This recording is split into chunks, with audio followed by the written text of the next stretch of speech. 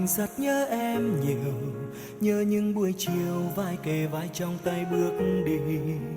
Thời gian trôi qua đôi ta từng nói tiếng yêu như thế mà, cớ sao người đành lòng tuyệt vọng quay lưng bước qua. Không giống như mộng ôm niềm đau anh giữ trong lòng, cô nên chua cay khi nhìn em nay đã đổi thay. Lời yêu thương trao hôm qua không thể đổi thay như thế mà, em xa đi bên ai lãng quên đi câu ước thề. Dù sao thật tâm thì anh vẫn một lòng yêu em, và khung trời yêu tình ta dệt nên đã xóa nhòa. Thà anh đớn đau vẫn hơn để em chịu cay đắng, thà là đường tình cho riêng một mình thương đã.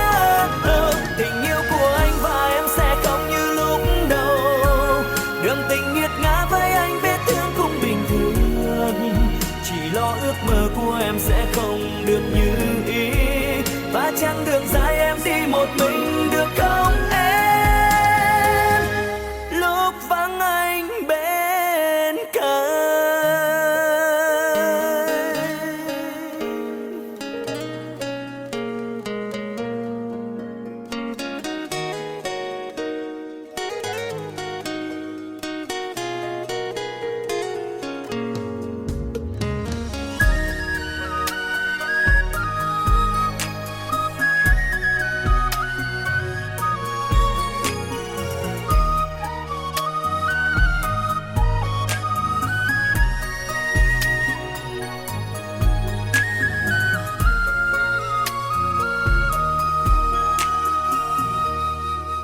Anh nhớ em nhiều, thật lòng anh rất nhớ em nhiều, nhớ những buổi chiều vai kề vai trong tay bước đi.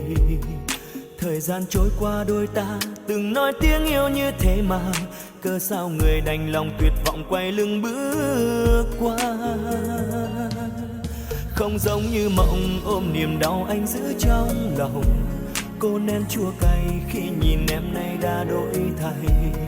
Lời yêu thương trao hôm qua không thể đổi thay như thế mà, em xa đi bên ai lãng quên đi câu ước thề. Dù sao thật tâm thì anh vẫn một lòng yêu em, và khung trời yêu tình ta dệt nên đã xóa nhòa. Thà anh đớn đau vẫn hơn để em chịu cay đắng, thà là đường tình cho riêng một mình thương đã. Tình yêu của anh và em sẽ không như lúc đầu, đường tình nghiệt ngã với anh vết thương cũng bình thường. Chỉ lo ước mơ của em sẽ không được như ý, và chặng đường dài em đi một mình được không em, lúc vắng anh bên cạnh.